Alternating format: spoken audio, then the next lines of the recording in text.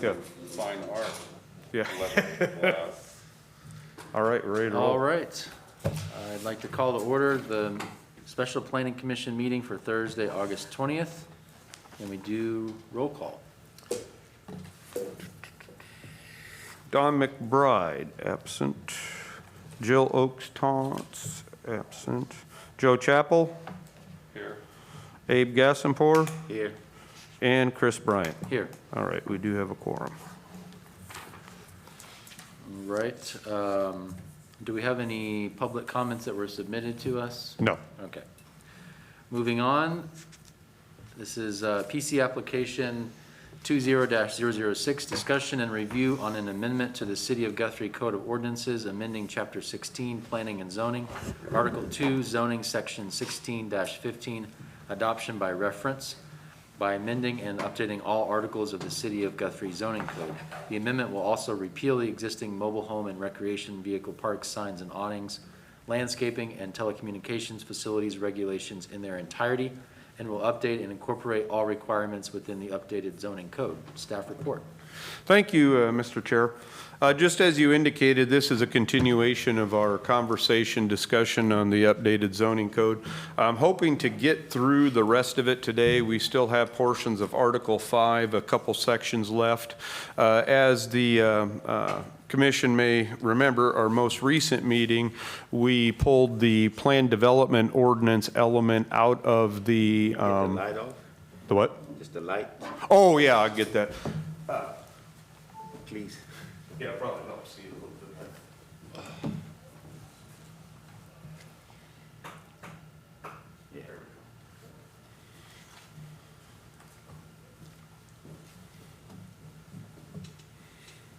So we pulled the planned development portion of that out, and so that goes separately. But basically where we left off last time was temporary use permits, and now we're picking up with medical marijuana. And like I said, there's a few sections left of Article 5. The 6, 7, and 8 are pretty straightforward and are not a lot of what I would call exciting stuff, but necessary stuff in the code. So we'll go over that. And then I have another I guess discussion element about another addition to the code, and I'll get with that after we're done with this. So Section 17, medical marijuana. This is another one of those areas which we currently regulate, but we don't actually have it in the code per se. It's one of those things that when the medical marijuana came about, there was a determination made based on existing uses and that of how we would regulate these type of uses. And so the code, this code provision is going to fall in line of exactly how we regulate it today. Again, the difference is we actually have it in the code rather than a determination. Currently with the medical marijuana, like for the grower or grow facility, we allow it in the A1, A2, which is agricultural zoning, or in a building in the industrial area. This would be the same thing. It would be permitted in the A1, A2, I1, and I2, which are the industrial. But in this case, we would mandate that it, in any of those, be within a building. In that, which really isn't going to be a problem because I don't know any open grow facilities. And then for dispensaries, which is retail, once again, it was determined that that type of use is similar to a pharmacy, drugstore, that type of use. So currently, it's allowed in the Central Business District, C2, C3. We do have the C1 zoning district, which is a neighborhood commercial district. I propose that we include that, but that would be through a special use permit. But otherwise, it would be permitted just as it is today in the Central Business District, C2 and C3. And then finally, the processing part of it, extraction, however you want to look at it, that's strictly allowed in the industrial, no other place. So again, if you're doing any type of processing, manufacturing, extraction of any of the product, it can be in the I1 and I2 zoning. Then the other aspect of this is just kind of the there's a general provisions that are in there basically stating that they have to be in possession of a state license, and they have to meet any and all applicable state laws in that are there, because the state does the licensing. Our control really is on the zoning aspect and where it's going to be, but there's just general provisions in there, again, to make sure that they have all their state licenses, and that basically encompasses medical marijuana, and like I said, it's exactly how we regulate it today. One of the new areas, and there's been some discussion about this even at the council level in that, about Airbnbs, bed and breakfast, those type of things. And so I, obviously did some research, but put a decent amount of thought into this to try to put some regulations in there, but not over-regulate it to the point that, it becomes almost discouraging for these uses. One of the things with our city is the Airbnbs, the bed and breakfasts are a huge part of our community. They bring in a lot of tourists, they bring in a lot of people for weekend visits. So it's something that we definitely want to have in our community, but the same thing, there should be some regulations in place to ensure that it doesn't have a negative impact, especially in single-family areas. Once you get to the multifamily areas in that, it probably has less impact than a true multifamily, but the biggest concern is always in the single-family areas. So what I proposed is to basically break it up into 4 types of categories, and I'll go over these, but it would be a home sharing, a minor residential short-term rental, a major residential short-term rental, and then, what would be your traditional bed and breakfast. The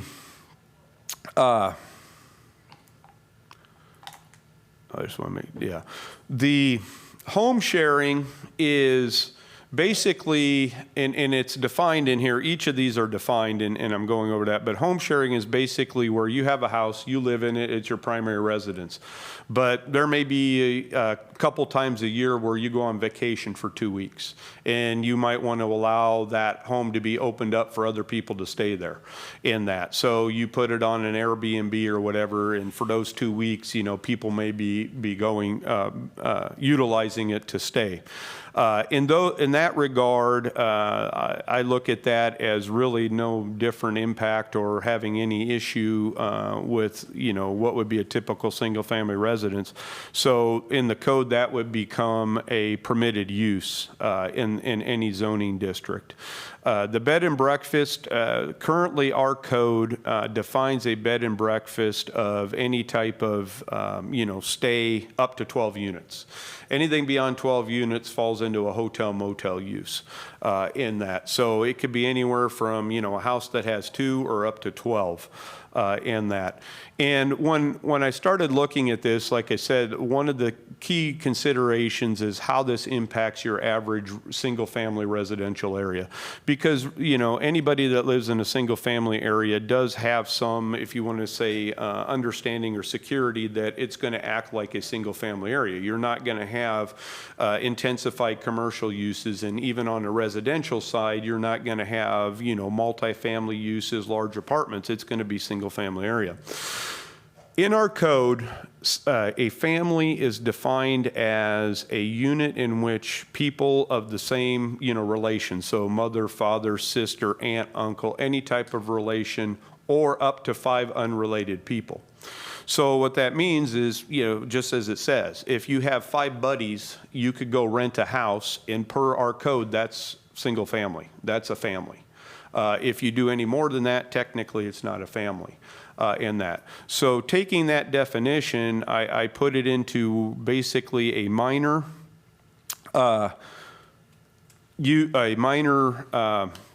short-term residential use and a major. And basically the minor would allow up to 5 people. As an Airbnb, whatever you want to call it. So, 2 couples in one house, 1 couple on the weekend, whatever. Even in the R1, that'd be a permitted use. Because again, from a land use standpoint, it really has no more impact, traffic-wise or otherwise, if you have 5 individual people that live there every day or 2 couples that happen to come in over the weekends. And a lot of times with the couples or they may have 2 vehicles, where if you have 5 people living in one place, they probably have 5 vehicles. And so that was kind of the line, if you want to say, of a single-family area. A major short-term rental then would be anything with more than 5 people in that, and that would require a special use permit in order for that to transpire. Now, on the bed and breakfast end, I tried to tailor it in the same manner, where, you know, again, if you figure maybe 2 units in a house, that may have, again, a couple, you know, 2 couples, or, you know, 3 or 4 people. So you know, in essence, have maybe a couple families that could possibly stay there.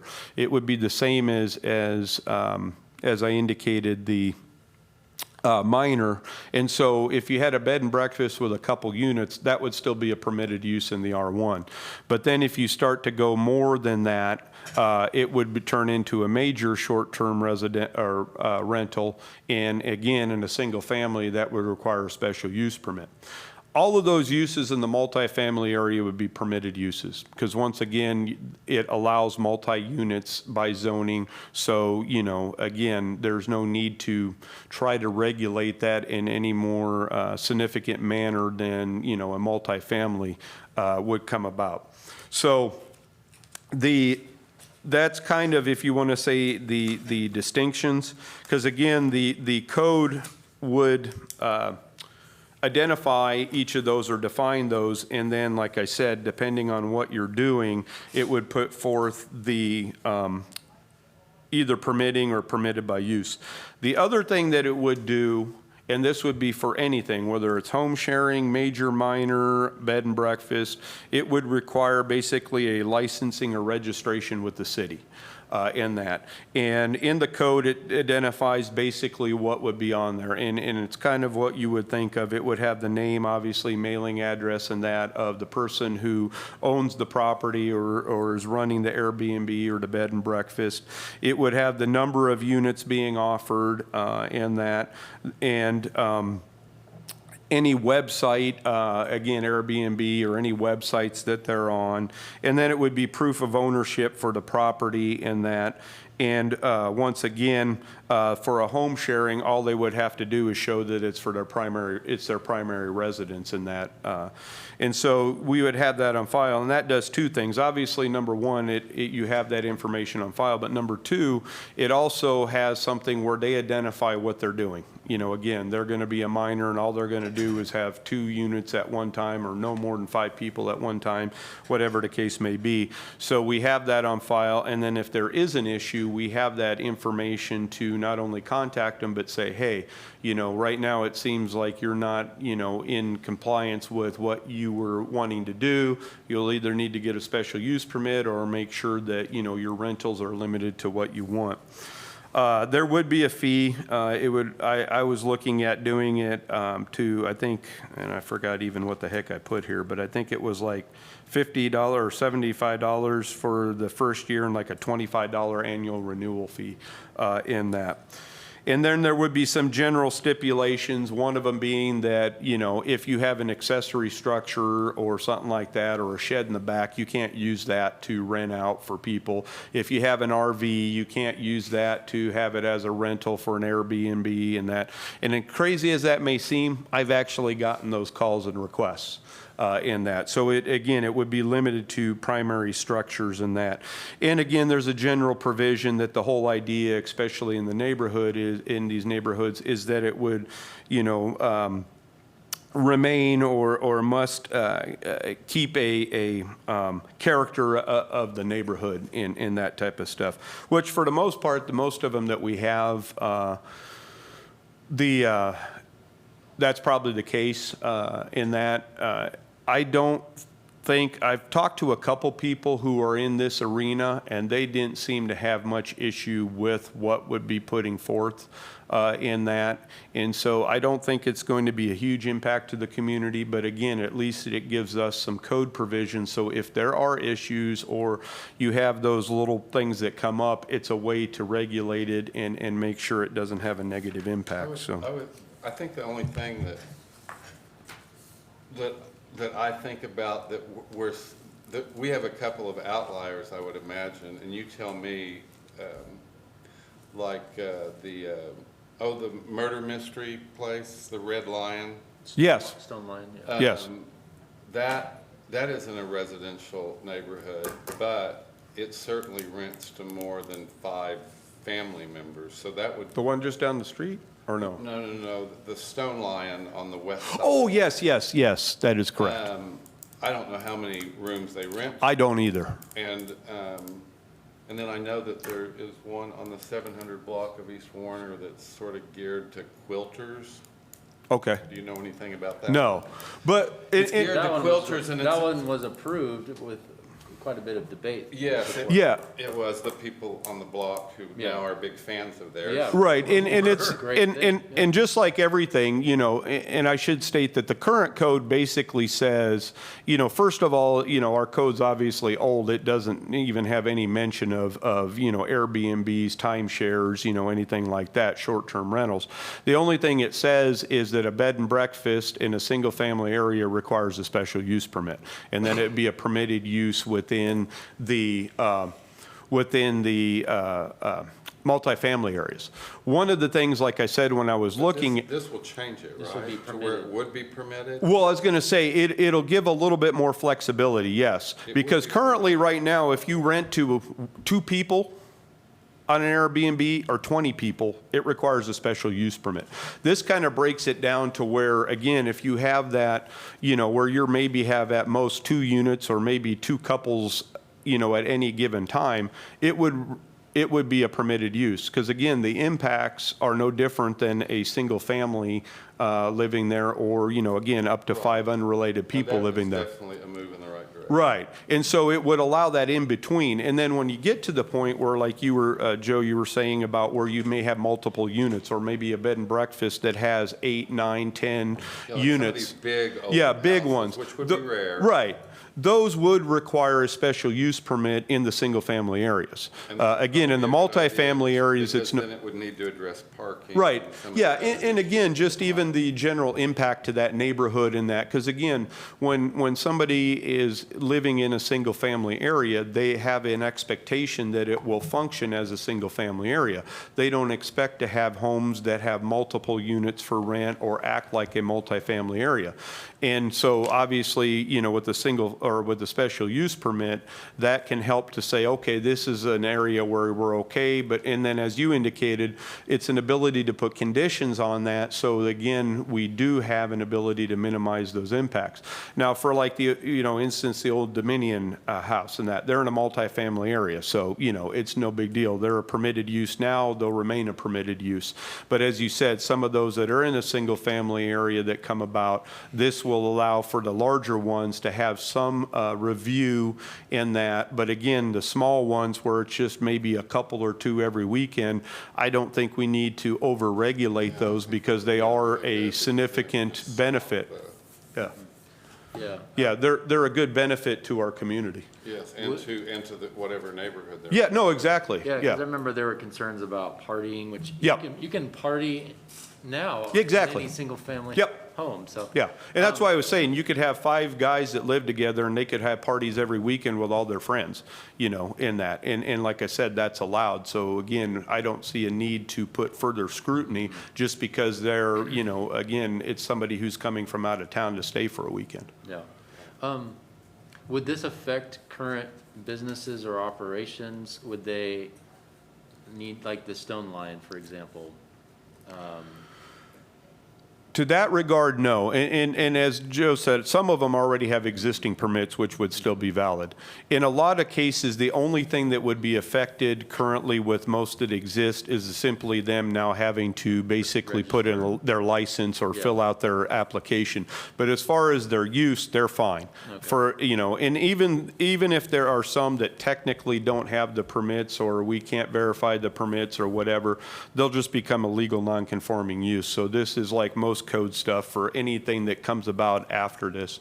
And like I said, there is, you know, with the registration, I don't like to call it licensing, it always seems just, you know, the registration, like I said, it also allows for much better communication between the people that are providing that service and even the city. And a lot of times some issues that may come about, we can take care of simply by phone calls or having that information rather than, you know, going through more formal code enforcement or, you know, people coming in front of the council saying this is ridiculous, whatever the case may be. So, it benefits both parties when it comes to that. Do you know if Airbnb properties are required to pay local taxes like hotels? Yes, and that provision is in there basically saying, you're going to have to do whatever you need to do to pay your local taxes, whether it requires, bed tax, whether it requires sales tax, whatever. It'll be the responsibility. Do they not fall under the hotel motel tax? That's the thing. I think they do to some extent, but I'll be honest with you, I'm not as familiar with that because obviously that's through our finance department. But once again, with registration, that allows that communication from our finance department to get in contact with them and say, hey, you need to be doing this or, whatever. And so then everybody's on the up and up because it's the same thing. Sometimes you have it to where some do and some don't. And so not having always that information or having things in place, some to some extent are unfairly getting away with not having to do it and others are. So again, this helps to even that playing field because we have that information to say, hey, you need to be, doing the sales tax or the bed tax or whatever it is for your stays in that. My last question on this, where in town do we currently have R2 or R3 zoning? Do you know? The brunt of it is really to the eastern part of the what I would call the proper area, because you have the housing project or the housing way to the east. Mm-hmm. In that area, there's a decent concentration of it, and like I said, you even have large properties like the old Dominion House, and then of course south of town you have the development that's on Division, that's multifamily, and then a lot of those assisted living, I guess, or nursing home or those facilities that have older clientele, those are all multifamily. So we don't really have a true concentrated area. It is kind of spread out. However, the comprehensive plan actually calls for almost the entire area east of the downtown from, again, the historic district all the way to Pine Street to be multifamily. And in fact, we'll have another rezone coming up to go to R2. We've had some in the past where a lot of those properties, because of their size and the density, are going to be limited to maybe at most three units or 3 dwelling units. But I think as we've talked even at the Planning Commission level, having a lot of those properties go R2, I think are very beneficial for the diversity of housing in that. And again, it's in an area where you have that built-in walkability already, kind of that traditional neighborhood development. So putting, multiple units, 2-3 units on one of those properties, can offer a lot of housing options. And more importantly, people who may not have transportation, reliable transportation, have an ability to walk to services that are very close versus, being stuck way south of town where the only way you can get anywhere is by a vehicle in that. So, and again, by the nature of the size of the properties we have, most of those, again, can only go up to about 3 dwelling units in that, which I think, again, is perfect. So, yep. But that's where the general plan has it. So, some of these properties could theoretically rezone to R2 so that if they want to have, the 3, 4, or 5 units or a larger bed and breakfast, they could, but there's obviously the process. I think that'd be very positive. Yeah. First and Second Street, just south of downtown? Yes. Is that R1 or is Yes. that? Okay. Most everything in the historic district down, south of here, like you said, is R1.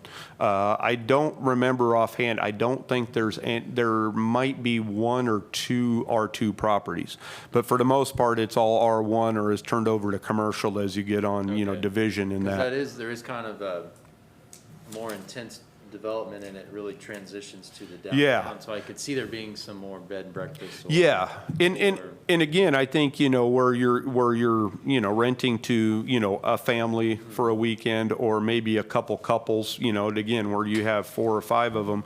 Again, from a land use standpoint, the impact is really no different than anything else. So, we should allow that as a permitted use and let that function as it is because, as we talked, it is close to the downtown, so it adds a lot for the tourism part in that. 3, maybe 4 Airbnbs currently, and that's a great location. Yes, it is.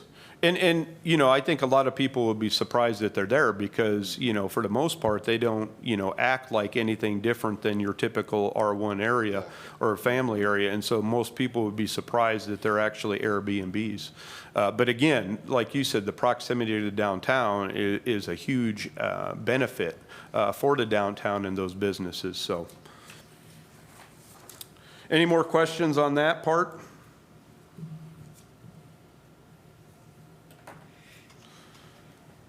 All right, then we'll move on to the next one, which is Section 19, home occupations. This kind of is a minor revision overall. Currently in our code, there technically is a home occupation section, but it's strictly a definition in the definition sections. It really doesn't spell out anything other than the definition. So with the code update, this is looking to provide a new section and make it a little bit more understood and better, I guess, visibility for home occupations.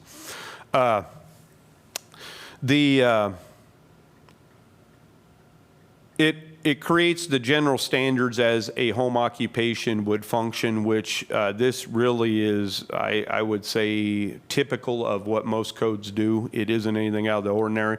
And then it would also explicitly state what prohibited home occupations are. When you go into the code, a lot of the general provisions are, you know, talking about signage where, you know, basically you get like a 1 square foot sign or a little sign to put out, you know, Smith Tax Service or, you know, something like that. But most home occupations are set up to be where it's more of an office use or a use that doesn't produce a lot of public or traffic, if you want to say. So again, if you have an accounting service, you know, where you may have 1 customer per hour at most, or you can do it by appointment, it would allow that. Currently in our code, you can have a barber shop or a hair salon through a special use permit.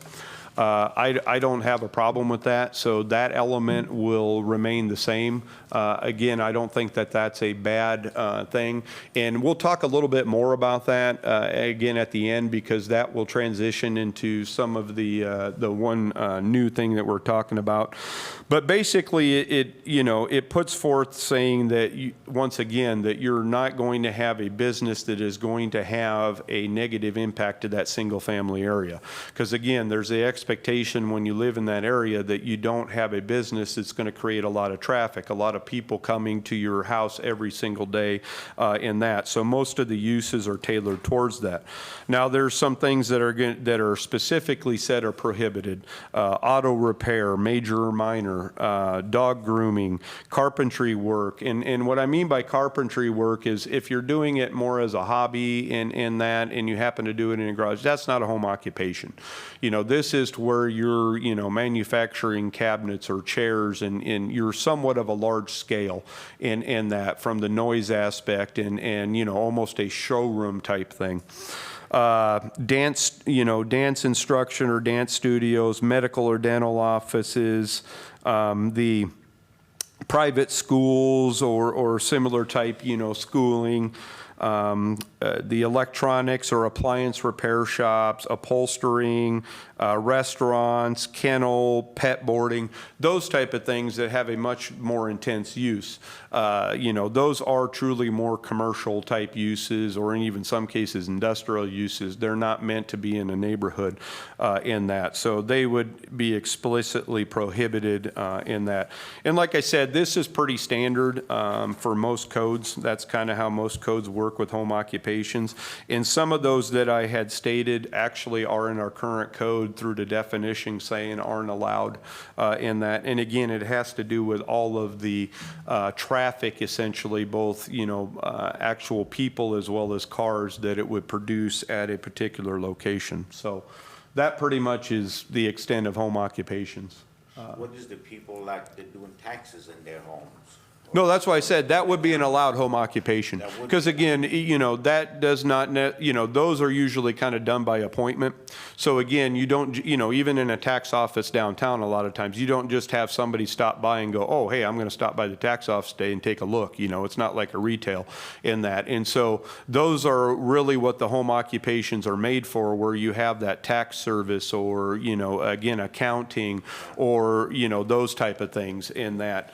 Where, again, you're maybe at most one customer an hour in that. But obviously, if you're trying to do automotive repair, not only do you have a bunch, the noise and all that, you probably have a bunch of cars that are going to be parked there that you're going to work on, et cetera. That's not a home occupation. That's not meant for a neighborhood. That's a commercial use. So that's kind of the distinction. And again, if there's people currently in their home that as a hobby, as a side thing where they're, doing crafts and that, and then they happen to sell them, downtown or at craft shows that's not what the home occupation is intended to prohibit. That's, kind of a more hobby. Again, it's that more intense use that we want to make sure doesn't go into a neighborhood. Any more questions on that? All right, we'll move on to Section 20, everybody's favorite, adult uses. I'm not aware that we have an existing adult use in town, so in that. But what I'm changing in this is we had once again, this section of the code was probably done, I don't know, 20 years ago, 10 years ago, 15 years ago. It required licensing provisions. It even had a board or a licensing board that was made up of different members of the city, from the city clerk to the police chief to a lot of other stuff. And it was very onerous, to be honest with you. And I don't think a lot of those other people even knew that existed. Most codes regulate it to where as long as you're in, a certain zoning district, most of the time industrial, and that's what our code currently says, you can have it in an industrial area. And then they limit the proximity to schools, churches, and those type of things. Those are the key elements of any of that. So basically, this is being revised to be a little bit more straightforward in what is going to be required. And like I said, currently our code only allows those type of uses in the I-1 or I-2, and that would remain. And actually what I looked at doing was, our current code says you only have to be 300 feet from a park, church, or school. I was recommending we increase that to 500 feet. Again, because you're in the industrial area, you don't have a lot of conflict with residential, school, parks, but we do have some residential properties and where that's around. So I think increasing it to 500 feet is not being unreasonable given, the use in that. Oh, now that goes. And so basically that, like I said, and there's, they would have to get basically a registration or permit with us to make sure that they're going to be in the right place and they're meeting the 300 or the 500 foot radius, and that a very more simplistic version of like what you would have to get at the state, for whether it's alcohol or medical marijuana in that. But that would be it, and it eliminates a lot of the other stuff that otherwise really didn't apply and didn't make sense. So any other questions on that? No, adult uses includes serving alcohol and stuff like that?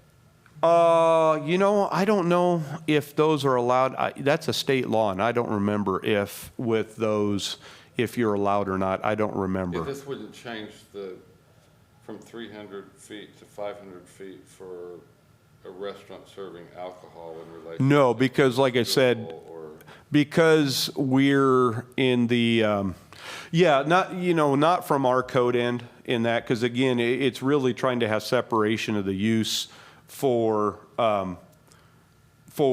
residential, school, and park uses. Now at the state level, if it does allow alcohol, we'd have the same thing like we had with the church or whatever. Yes, there could be a potential that if they wanted to have an adult use, they could not be within 300 feet of a restaurant or something. I don't remember if it does or not. I just want to make sure that we're not making that 500 feet for restaurants that serve alcohol. Oh, no. This is strictly for adult uses. Strictly for adult uses. Fall under So No. if they wanted to serve alcohol, they'd have to go through. Right, the ABLE Commission and all that. And like I said, some states don't allow adult uses to have alcohol. I don't remember if Oklahoma does or not. I I think they do. I believe they do That's too. a big source of you know. revenue as well. Yeah. Oh, no, right, yeah. don't And I have personal believe they experience, do. but I just- Yeah, but again, it would not impact, like I said, that this is for adult uses. It has nothing to do with any other use in that. And then finally, the last part of the zoning code would be a new section called minor subdivisions. And that's a fancy name for lot splits. Currently, in the zoning code nor in the subdivision ordinance do we technically have a lot split ordinance.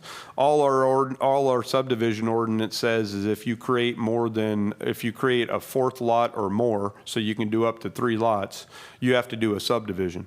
One of the problems you have with not having a process is you have people who may be creating lots that are not legal. Because we do have minimum lot sizes and there's other considerations of setbacks and different stuff like that. So by having a review process, we can ensure that when people want to split a lot, that it's done in a manner, again, to where, what would become the remaining lot, if there's a house on it, it will still meet setbacks, again, minimum lot sizes. Because we actually do have some lots in town that in years past were split, and they don't meet current codes in terms of lot sizes, so they're not going to be able to be built upon in that. So one of the other things that this does, and we already we do it, but it just makes it, again, put it in the code so it's understood, is we have a lot of lots that have been combined in that where, we have the 25-foot lots, wide 25 by 140 lots where they may have 2 lots, 4 lots, 6 lots.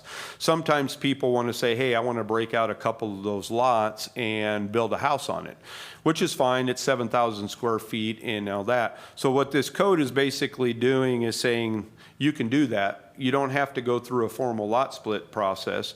All you need to do is provide us a copy of the deed showing that they are now removed from that particular property. Because in an R1 area, if you have all those lots combined, it's considered one parcel.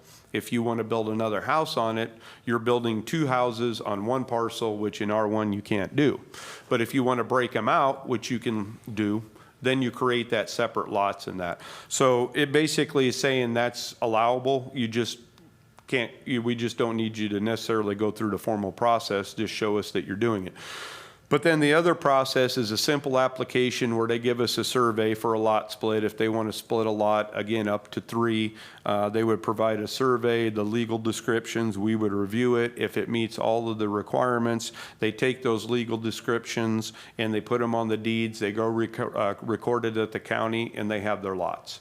And again, it's kind of a protection on both ends. We as the city make sure we have lots that aren't being split, that don't meet. And again, you don't have an unsuspecting person thinking they're, I can split this lot and, sell it to this person, and the person that buys it comes in and we're like, yeah, no, that's not going to work in that. And it causes obviously a lot of issues. So it's a protection on both ends.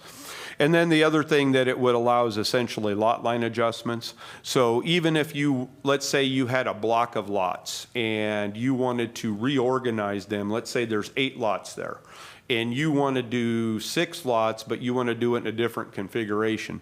Basically, it's saying you can do that under the minor subdivision process. You don't have to go through a formal subdivision, because we're talking about existing lots and we're talking about not increasing the number of existing lots.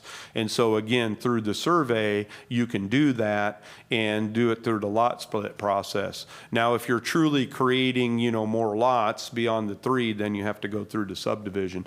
Because we've had a number of times, well, not a number of times, but we've had times where that's come up, where, they're the elongated 25 by 140, but they want to do more square lots or whatever, they want to do a reconfiguration.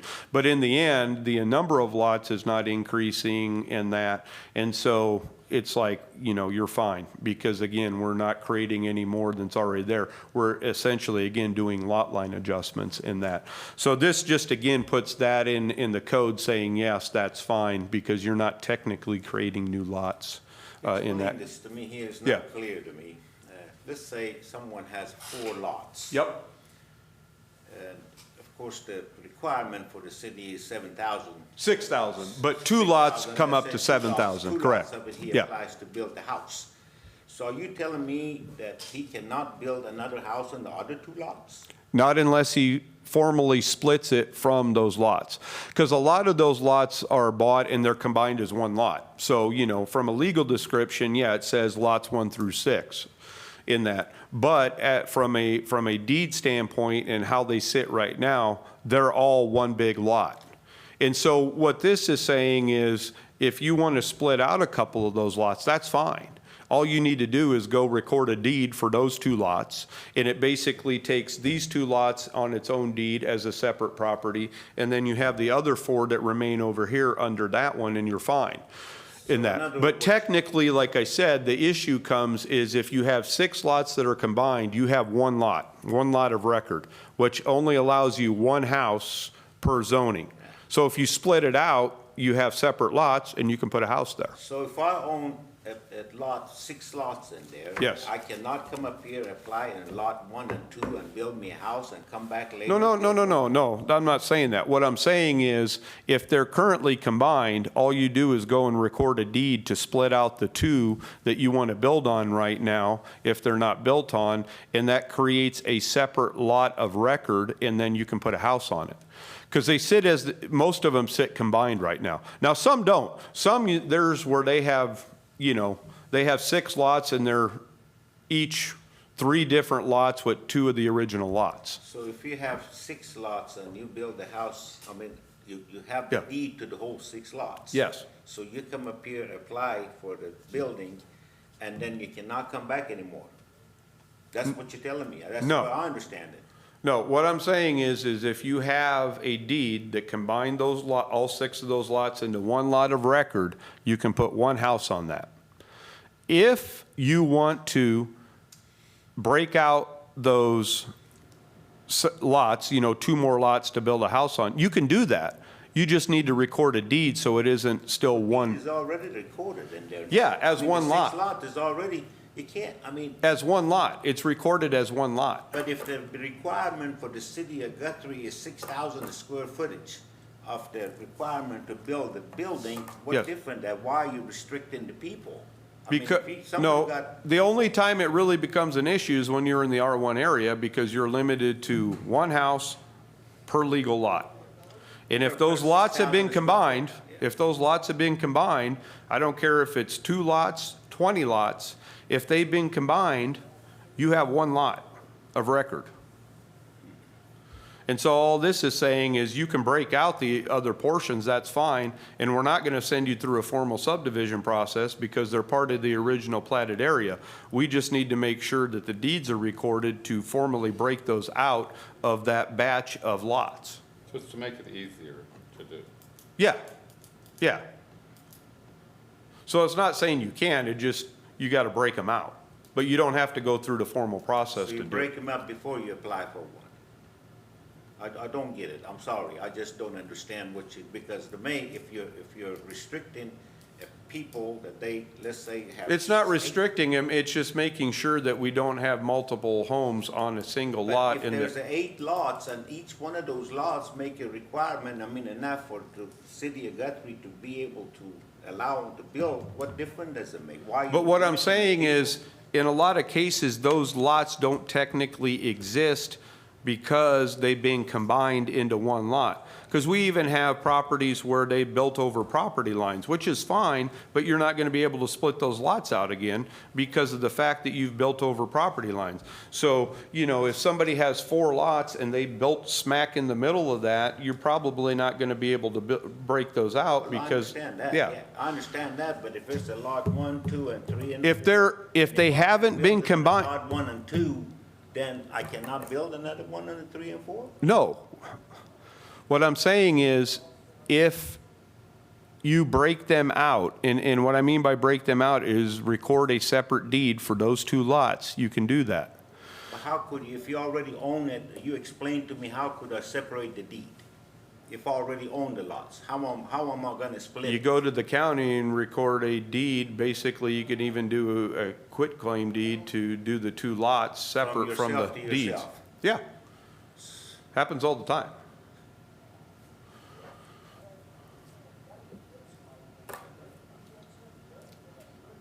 And it wouldn't require you to put in an application or go through the formal process. All we would need, even as part of the building permit, is to show that these two lots are standalone lots. They're not part of a combination of So I've lots. got to have two deeds that already own the property. If I have 4 lots, I've got to quit claim lot 1 and 2 to myself. Yes. Go over there, separate them, and later on come back, quit claim 3 and 4 to myself. If they're combined. If they're not combined, then you're fine. If you have a deed that says I own lots 1 and 2, and 1 and 2 are combined, you're fine. You got a 7,000 square foot lot, you build. But if you got lots 1 through 4, and they're combined as a 14,000 square foot lot, you're gonna have one house on there. If you wanna build 2 houses on a 7,000 square foot lot and a 7,000 square foot lot, then yes, you'll need to record a deed to break out 2 of those, so you have 2 lots of record, a 7,000 square foot here and a 7,000 square foot there. I don't think it makes sense. It doesn't make sense And at all. I've told people when they're looking to buy lots, multiple lots, when they buy them, if they're looking to build on the multiple lots, to, when they go through the title process, to have them as, you know, lots 22, 23, 24, because otherwise they get combined as one. But the legal description doesn't change. That's what I'm saying is if they meet the city's requirement on the square footage. No, again, the issue comes in on how it's a lot of record and the number of units you can put on it. So like I said, if you combine all those lots and you have a 14, 16,000 square foot lot, that's fine. But you're putting one structure on there and that's it, because it's zoned R1. If you want to put others, if you want to build other homes with those lots, you need to break them out as separate lots of record.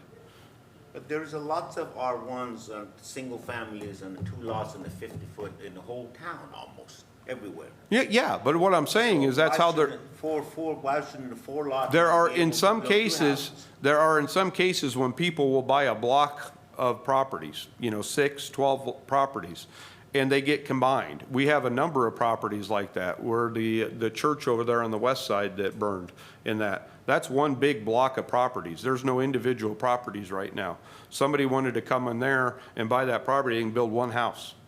Now, we've had people come in that want to either break those properties out, back out again, or even do a lot line adjustment to reconfigure them, which is fine. But as it sits right now, it's one large property. So what if you have 2 lots in some of the subdivisions, like Silver Valley or Hill Edition? You have 2 actually lots of meets and bounds. They're not lot 1 and 2s. So you telling me if you own 2 lots in Silver Valley, for example? No, that's a whole different thing, because in that, well, it depends. I mean, if they've been combined, yeah, it would be the same If scenario. somebody owns lot 1 and 2, that's all, and that's, so still you can just build one. It all comes down, unfortunately, how it was recorded through the title work and the real estate end. Because a lot of those get recorded as one lot, combined. Makes sense to me, yeah. But all this is saying is there's no issue with that. We just need to get that on record in that. Because otherwise, like I said, you end up with multiple units on one lot, which you're not allowed in the R1. All right, that finishes up Article 5, finally, in that. Article 6 moves on to non-conforming building structures and land uses. I ended up doing a complete rewrite of this in that, because once again, ours was somewhat convoluted, I'll be honest, and didn't quite make sense. But what it comes down to is just pretty much what it says, is this is the part of the code, and this even came up at the last meeting, you know, different building structures and land uses have non-conforming status in that. We have a lot of properties in town that, you know, especially the ones that were built in the 20s, the 30s, they were built not only before our zoning code, heck, most of them were built before there were even building codes. So you have a lot of those properties that sit on the property line. You know, the current code says you got to have 5 feet on the side property lines. A lot of them are right on the property line. Because of when they were built, they were considered a legally built structure. And so as time goes on, they become legal non-conforming, because the code changes to say your current property, you know, the requirements are different. But again, you've met, at the time when you had that built, it met codes or lack thereof. So the nonconforming section says you have status. However, it also dictates at a certain point, if you do enough improvements on that particular property, you lose your legal nonconforming status and you have to come up to full compliance. One of the scenarios that happens is if somebody has a house and it's a legal nonconforming house and it burns down. If they want to rebuild, they've lost their non-conforming status. It's considered a new structure. They're going to have to meet all the applicable codes. So if it currently has 0 lot lines on the side, that's not going to work anymore. Basically, what I put in there is to be more explicit of the 50% rule. The 50% rule basically says if you're going to do more than 50% of any structure in that, whether it's increasing a use, if it's doing modifications, you lose your legal nonconforming status. But if it's going to entail less than 50%, then you do not need to bring it up to full compliance, setbacks and that. So again, a lot of these homes that are sitting there and they have, kind of a remodel or being fixed up in that, they don't necessarily have to meet the current setbacks because they're not having enough change in their square footage or other stuff to warrant it. But again, if you have a house and it's sitting there and it doesn't meet setbacks and you're like, that's not worth rebuilding, I'm going to demo it, and then try to rebuild something with the same footprint, it's not going to happen in that. So that's basically what the code's saying. And as we talked, it's the same thing with uses. One of the things in our code that currently says is like if you have any type of use whether it's through a special use permit or again a non-conforming use, because in some cases you have a use that the code previously allowed and the current code does not allow. Again, you don't go and say, well, now you got to quit doing what you're doing. At the time that that use was established, it was a legal use. But again, if that use goes away and it's more than 12 months, then you lose that legal nonconforming, and that use either can't come back, or if it's a case of a permit, you got to reapply for a permit to reestablish that use. And so that's kind of what's in there. And to some extent, too, I added a section for non-conforming lots of record in that, meaning that currently we have, as I said, and there's other elements that a lot of times create issues, but generally, we have some of these lots where there's a house on it. It's an undersized lot. It's maybe 5,500 square feet. It could be 5,000 square feet. Some of them are on basically a 3,500 square foot lot, which is the original lots. What this is saying is if there was a house that was there and it was legally there and it is a legal lot of record, if that house goes away, we're not going to make you gain 6,000 square feet of area. You still have a buildable lot per se, because there's already a structure on there. The problem comes in, that doesn't guarantee you get to keep your setbacks in that. So in one regard, we say yes, but in the other regard, it's kind of like, well, maybe not setbacks. In some lots, when they're slightly undersized, again, 5,500 or something like that, you can still put a house on there, meet current setbacks, and all we're saying is if that house goes away because it was a legal lot of record in that, you can still rebuild in that. We're not going to say, okay, it doesn't meet 6,000 square feet, you can't build on it anymore if there's a house. Now, if it's a vacant lot and it's always been a vacant lot and there's never been a structure established and it's undersized, then yeah, you're not going to build on it. But basically, it guarantees that some of those lots that are slightly undersized but have homes on them could still be rebuilt with another home in that. That wasn't currently in our code, and so I put that in there in that. And then I added a section on legal nonconforming signs, basically the same thing of what constitutes your sign, and also putting in there that at a certain point, if your business goes or the business goes away or something, that sign's got to be removed. In that, so we don't have signs sitting out there with no businesses. But it kind of uses the same rule where if you have a sign that currently doesn't meet code, it's much larger than it is, but all you're doing is basically kind of maintenance to it, or you're not increasing the area in that, you don't lose your sign privileges or it isn't counted against you. And so I added that section. So it acts in the same manner as what we have. I just shored it up, so to speak, so it's a little bit better understood. Quick question. Yes. What did you say just a minute ago about removing a sign if it's, Non-conforming.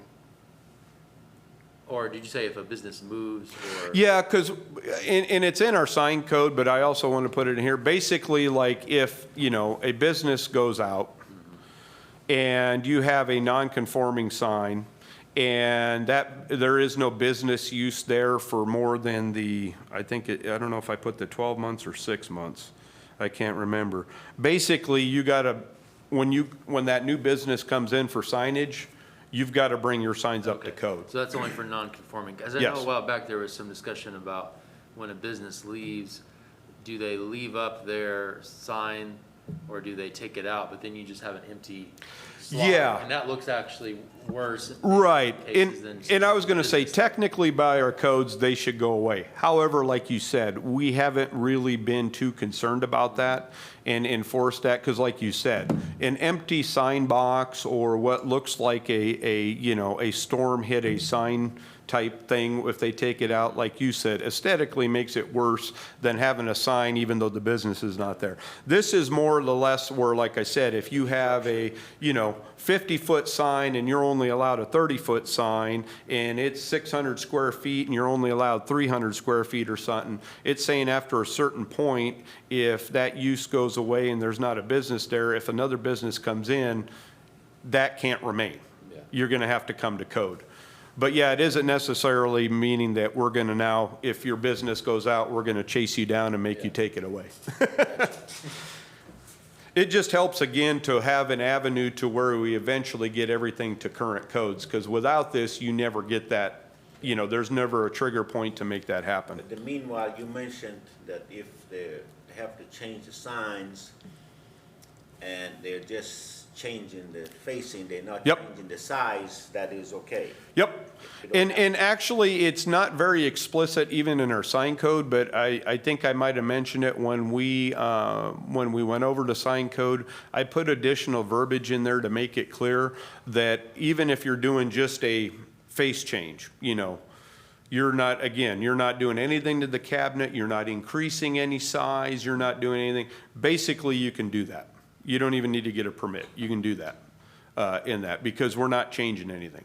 But if you, again, change the height, you change the size or whatever, then you gotta come in and get a permit. And then again, if it's in illegal non-conforming, that you may not be able to do it in that. But again, anytime, because just like the Loves, not the travel center, but the Loves on the west side of I-35, Arby's, a lot of those, their signage doesn't meet current code in terms of height and other stuff. They were prior to the current code. But even like Lowe's, when the Godfather Pizza came in there and that, they were above the amount of signage that they were allowed significantly. And so when they came in, they were proposing, and it was going to be, I think, it was going to be 60 square feet more than what they're allowed. And so we basically told them, look, you're already exceeded. As long as you stay at or reduce what you have, you're fine. So they ended up modifying some of their signage and taking off some of the other signage to stay within the limit they are. But we didn't make them say, okay, now you're only allowed 600, so you got to take 300 square feet away in that. Like where the old Mexican restaurant Yes. was and it's been torn down? Yes. Is that sign considered non-conforming? Yes. Okay. Yes, and again, technically by code, that probably should have been taken too, but Yeah, okay. that's, yeah. But that's really what we're talking about. And again, even a business where there's no use there for maybe a year, the building's been vacant and they have a sign out there.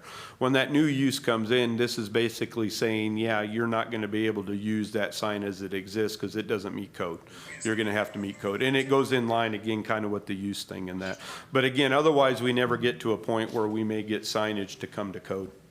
But again, we're not going to make them, tear stuff down if they're over in that. The next section or the next article we go into is Article 7, which is our Board of Adjustment. There's only a couple things that I, if you want to say, changed on that. For the most part, it stays as it currently is in the code, because really what it talks about is the procedure, the appeals process, the powers that the Board of Adjustment has, an appeal to district court, because the only appeal of a Board of Adjustment is to district court in that. That's really all staying changed. One of the changes I did make is currently our ordinance says with the Board of Adjustment, it's a 5-member board. You have to have 4 votes for approval on any item. So that requires a minimum of a 4-to-1 vote on any item.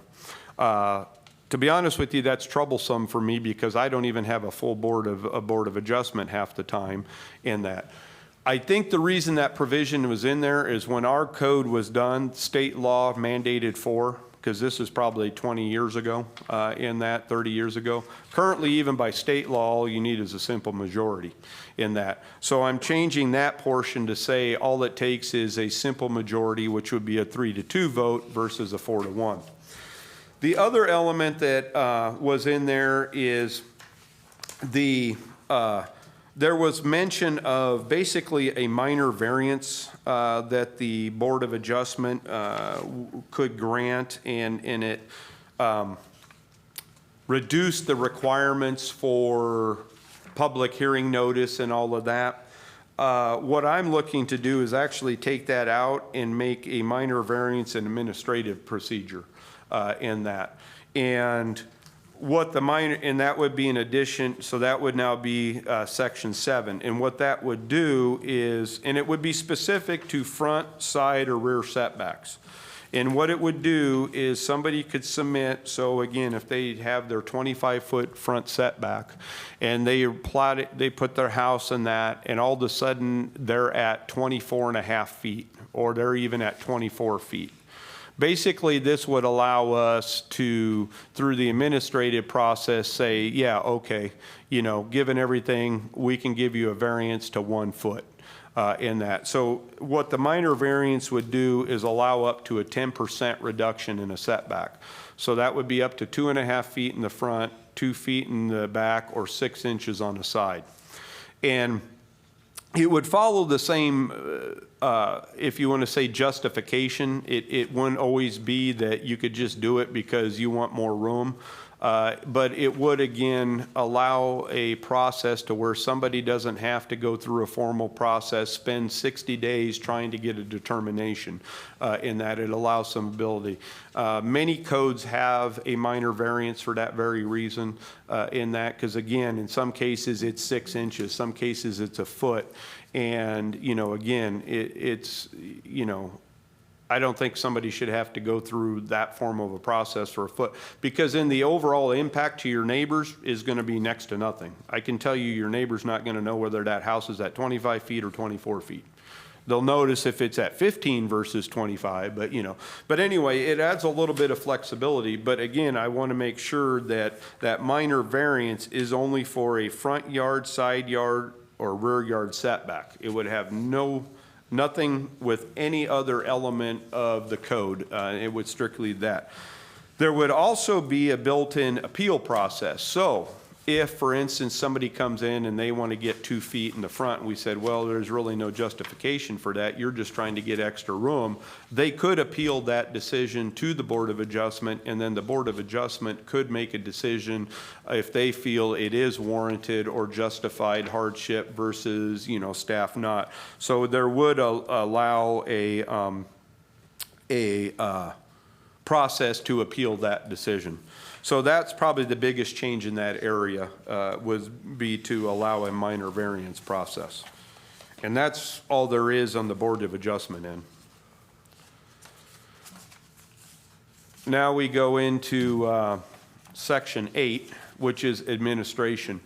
Once again, a lot of this is just what it says, kind of the overall administration of not only the code but our procedures.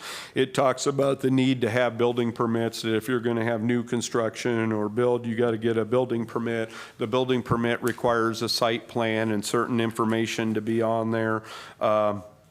their, a C of O would be issued, and there's a lot of that. Most of that is somewhat rewording or refining. It isn't changing much on what we do. You'll see some rewording. It's also an area, and none of that's changing, but it's also an area that says there's certain things that are exempt from a building permit, such as painting, indoor, exterior, siding, paneling, cabinets that basically you're just replacing, there's no structural. All of that is what's under the administration part, and so that's the part where, again, if somebody says, hey, I'm replacing my kitchen cabinets, do I need a permit? And we can say, nope, you don't need a permit in that. So none of that's changing, but that's just the part of the code in where that's located. And like I said, really what I did in this is update a lot of the information to what is more pertinent nowadays.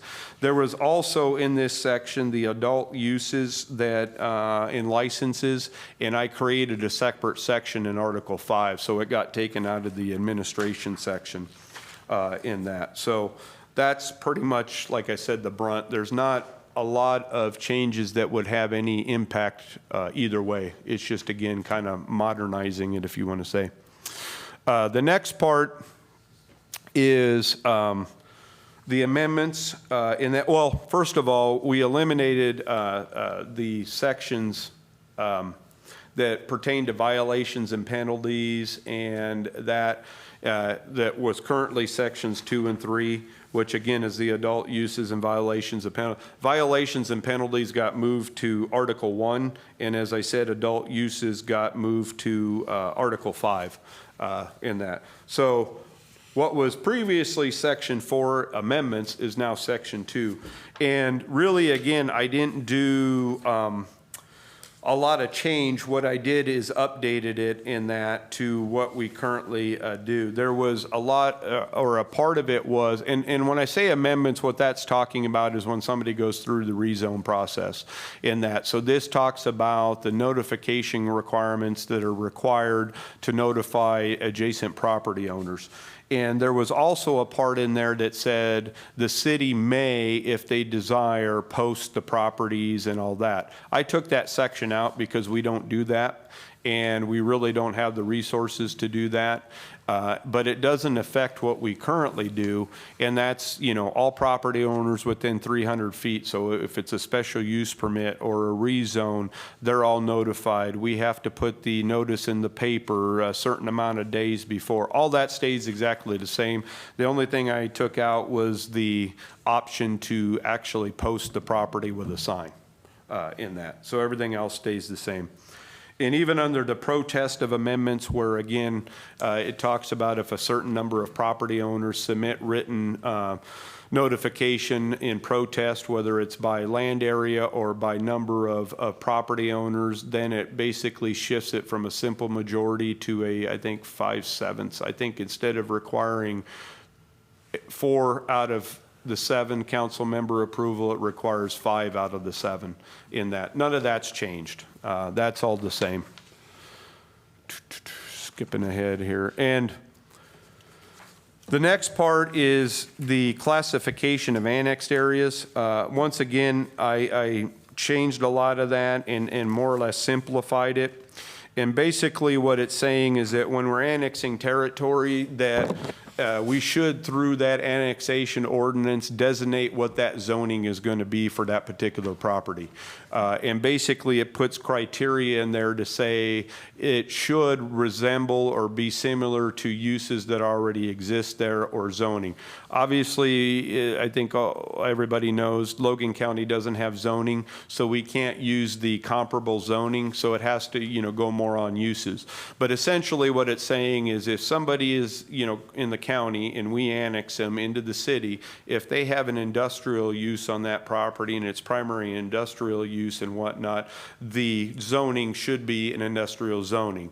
We shouldn't go and zone them, residential or commercial. We shouldn't make it basically more restrictive upon their use because they're coming in the city in that. So it kind of puts that criteria to say, make it comparable in that. And really that's That's probably the gist of what that says.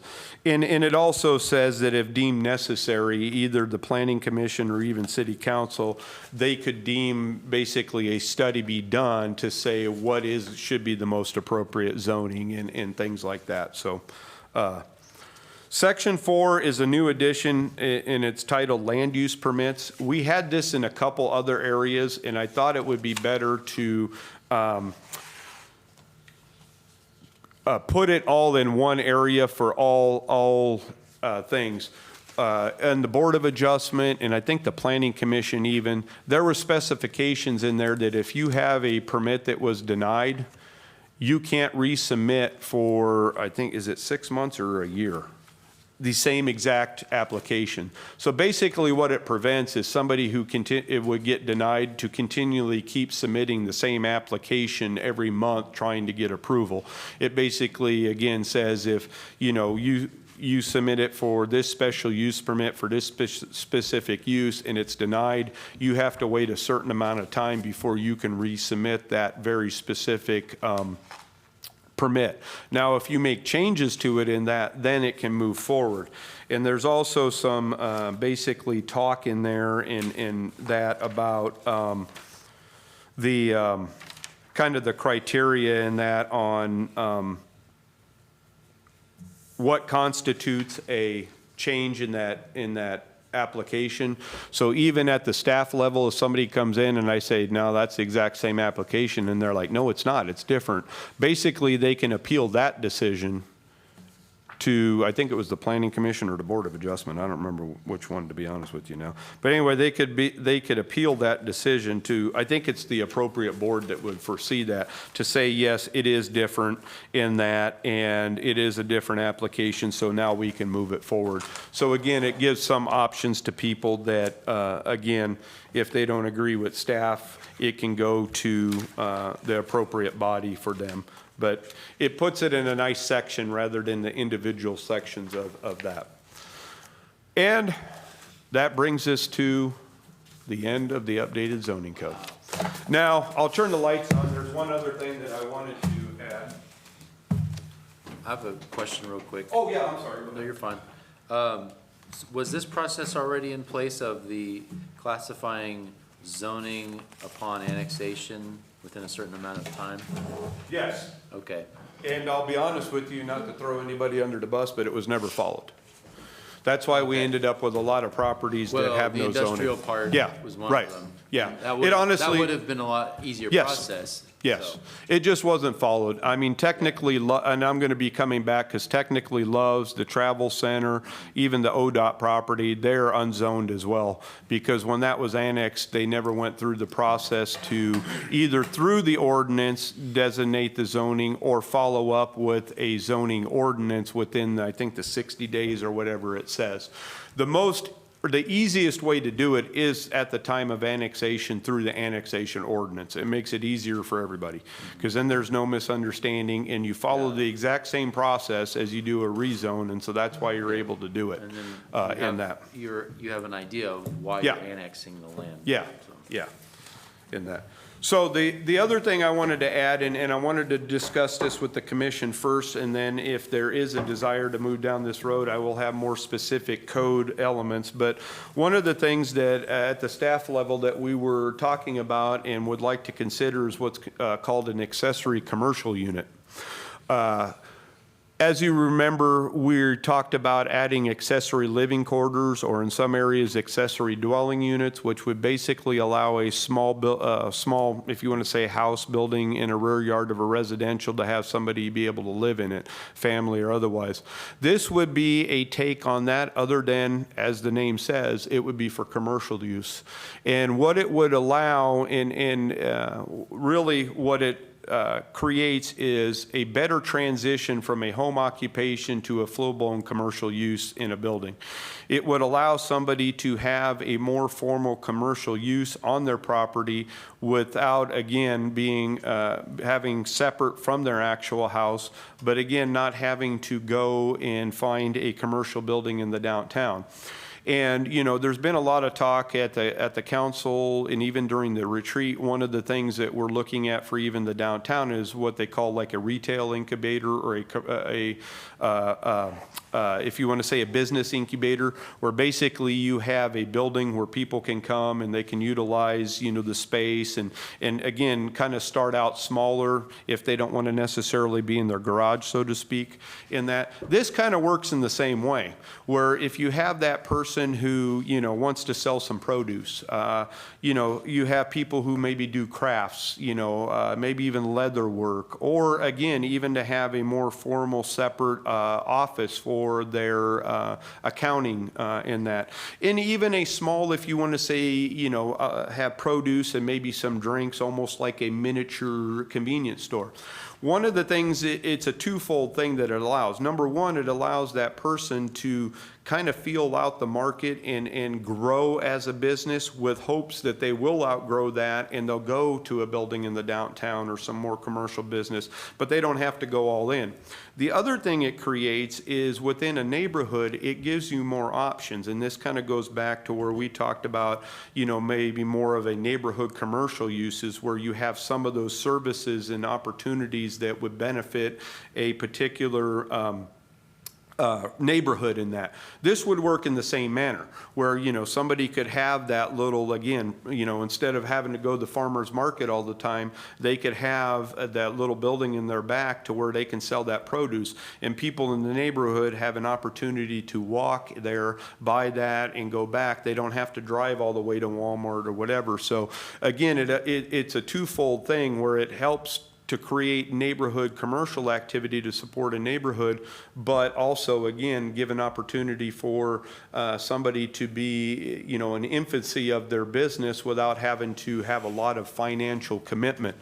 But because of that, my suggestion would be that use and those opportunities be more or less limited to what's going to become the Guthrie Proper Overlay District and the Historic District in that, because those are our most viable, if you want to say walkable areas, walkable communities, neighborhoods. They're built in a traditional neighborhood type format between streets, sidewalks, and all that. So that's the area that it probably is going to work best and function the best in that, because I don't necessarily think that an accessory commercial unit out in Mission Hills or somewhere else in town is really going to have the same impact or benefit all around.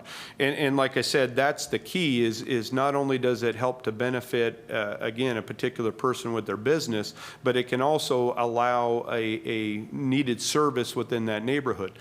Now, having said that, it would also be limited to more of those type of uses. It's still not going to allow somebody to have, a building in back and now have a full-fledged automotive repair service, or, a full-fledged manufacturing of cabinets, or, anything like that. It is going to be more of what a service or convenience for a neighborhood, again, foods, drinks, even crafts and things like that. So if that's something that sounds good to the commission, I'll look into it a little bit more and come up with some suggested code provisions in that to help regulate it in that. So again, we don't have them popping up everywhere and all of that. So that was the last thing I was going to add. Well, the one thing that I would say, just from, of course, I remember some businesses like this growing up in Guthrie.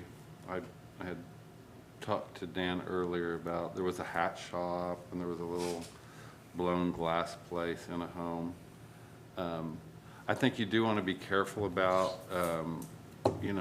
having any kind of business that uses the front yard as their show floor. It's one thing to sell produce, but I don't want to live next door to a farmer's market in the front yard all summer long. No, yeah, and that's why I said there would be. These are just things Yeah. that I'm thinking about.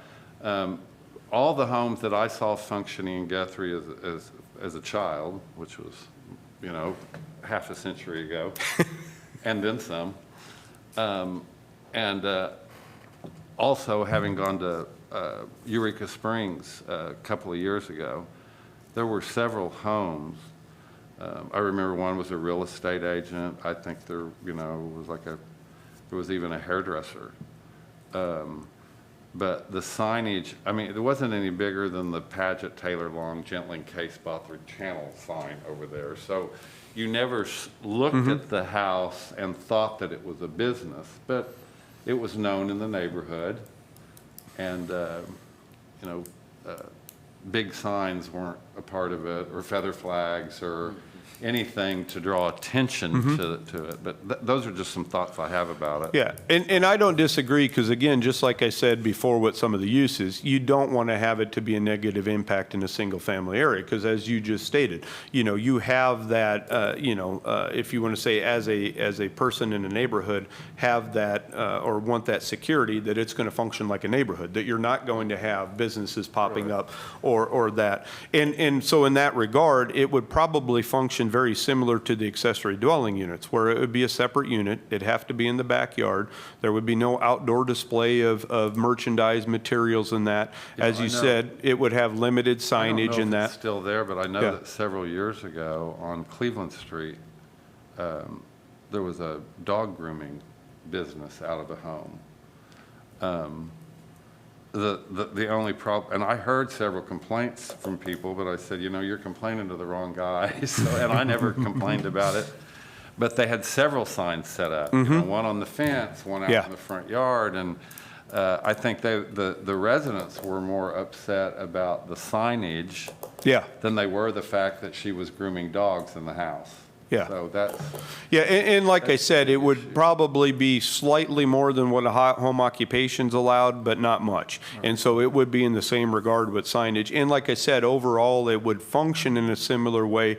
The only difference is it would allow a separate structure to be on that property that would be solely for that commercial use. And that would probably follow the same regs as the accessory. Yeah, very similar, and that's why I said, have to be in the backyard.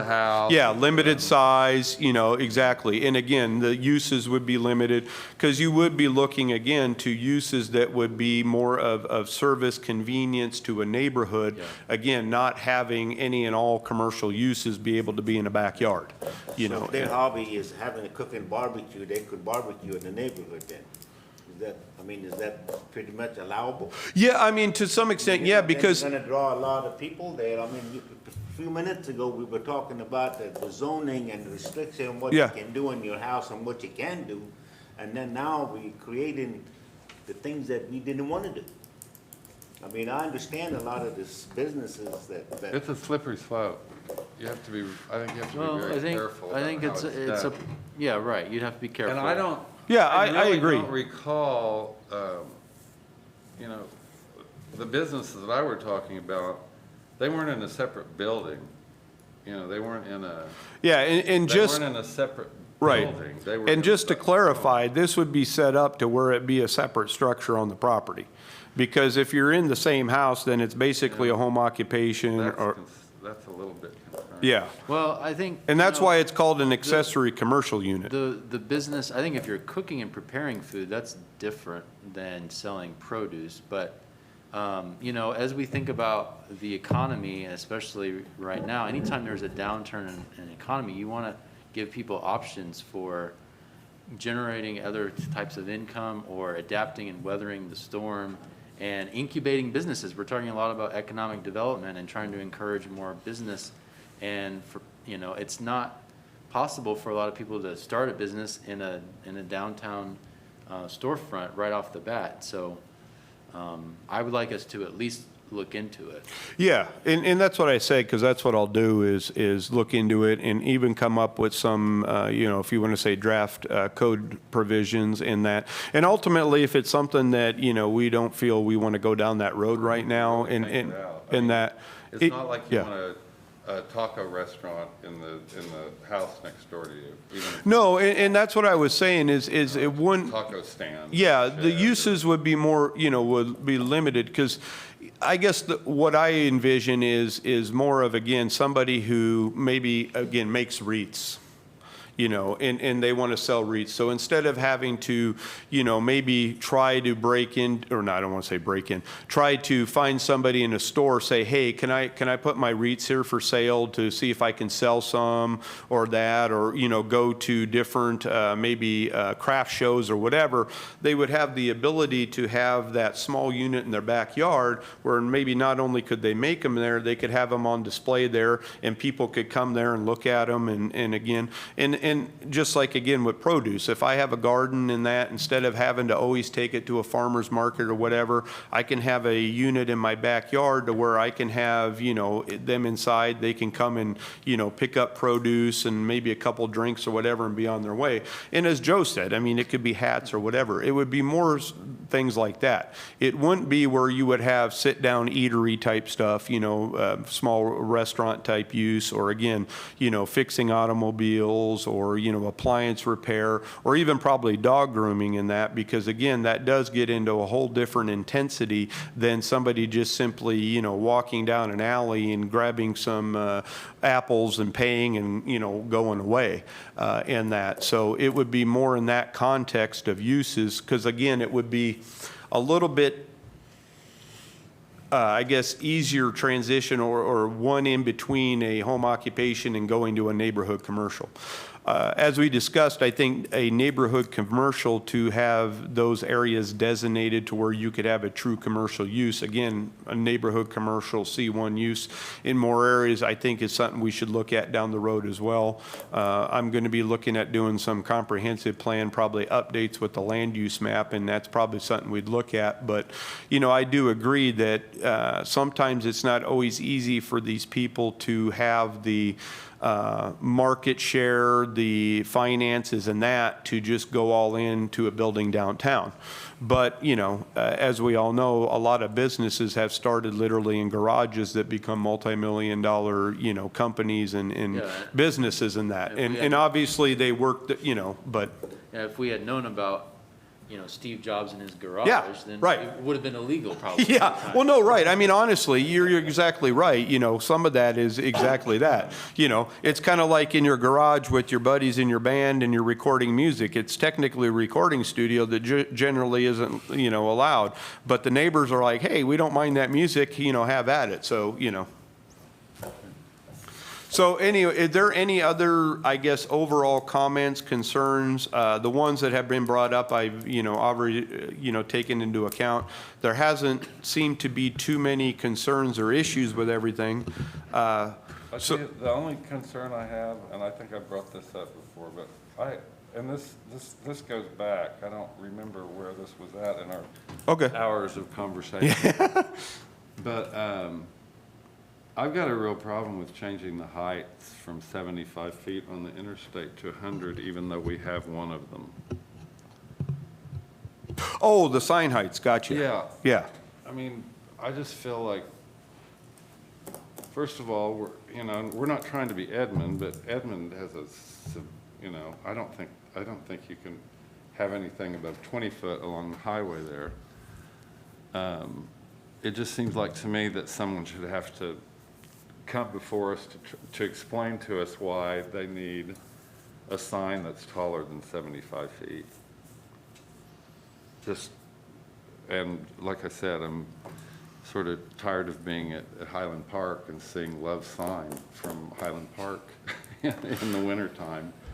There was no reason for it to be that big, in my opinion. And we can keep it at 50. I mean, actually, the current code's 50. Well, 50 sounds great to me. Because you're allowed to go up to 50 feet when you're, I think it's 1,000 feet of the I-35 freeway in that. And now, like you said, there was a variance. I don't like changing it because we had one mistake. There was a variance for, obviously, Love's, that's why they're at 100 feet.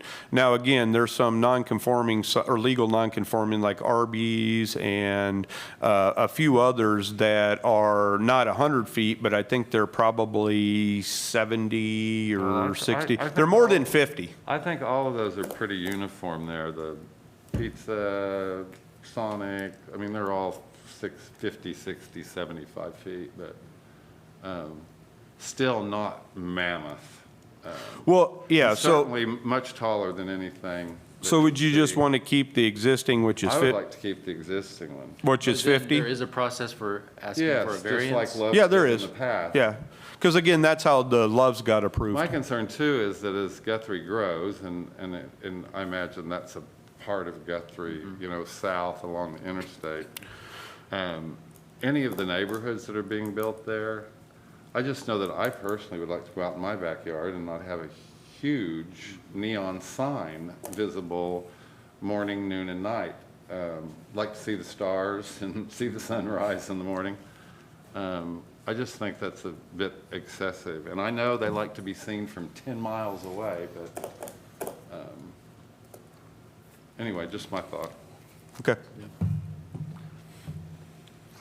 Yeah, and so if there's, you know, I was looking at the next meeting to possibly have a recommendation from you guys of the zoning code so we can move it on to the city council level.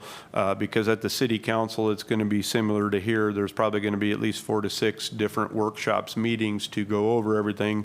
Because again, much like here, you're not going to go over everything in a couple meetings in that. So I was going to look to advertise for the next meeting to have it for a possible decision of recommendation. Okay. Real quick, And there's still obviously discussion at that one, so if there's something else that comes up and said, hey, maybe we should change this, or that's fine. yeah. Yeah. Related to the zoning code. Uh-huh. And I've been thinking about last week's meeting. Do we need to revisit what our ordinance says about special use permits and churches? I'm just wondering, you know, if we, you know, I understand if we granted one of them, it would be hard not to grant all of them. But if we decide that we really don't want that use downtown and we're trying to incubate and get grow the rid of the downtown, special use then permit if we said possibility. that we would never approve it, then why even make them go through the process? And I apologize if I did not point that out, but actually in this yesterday. code, under Central Business District, the updated code would prohibit church in the downtown. And it wouldn't even be a special use No, permit. it would just be Because prohibited. If Yeah, it's, it needs to if go it's all away. or Yeah. nothing, then. No, I don't You know. disagree. And that's why I said in the updated code, or in this version, it is not, Well, that would the be good special news use to permit us, goes yeah. away. Yeah, Yeah, I think that would be okay, good. yeah, and that's already in there. And like I said, I apologize if I didn't point that out. And you may have. Yeah, well, yeah, no, right, and You've like, thrown a lot of It information. became more, Yeah, I know. it became more relevant. yeah. Yeah. So- Well, no, you're exactly right, yeah, yeah. All right. So that's, yeah, like I said, that's all for tonight, because then our next regularly scheduled meeting is Gosh, September that was 10th. nothing. Yeah, yeah, I know. Well, yeah, I know. That was the easiest of them all. We finally got close to the end. It's a large yeah. undertaking, so thank you for all your hard I work. think, yeah, because at the next one, we will have more than just the updated code, because I do have a rezone coming in from R1 to R2 that will be at that, no, not the September one, that'll be October. I think that was the only thing we have at the October meeting. Yeah. How many years? Probably 6. And honestly, I've spent more time since Dan got down at these meetings because of this than I did in the previous 6 years. So it's not always like this. It's a lot easier. Well, it'll make most of the everyone's time. job a lot easier. I mean, Well- the meetings are never easy when you have to decide who's Yeah. going to make mad at you. But And that's exactly it. Unfortunately, we have to have special meetings because the same thing. If we're going to go over all this material and we're doing it only at our monthly meetings, it's going to take a year just to get Right, through the meetings, right. you know, and a lot of times. So, yeah. So, you know, there has been a great deal of more frequency of late, but, you know, like you said, once we get through this, it'll get more back to normal. All right, any other staff comments? No, none. Thank you. Okay, any comments from the commission? All right, with that, we're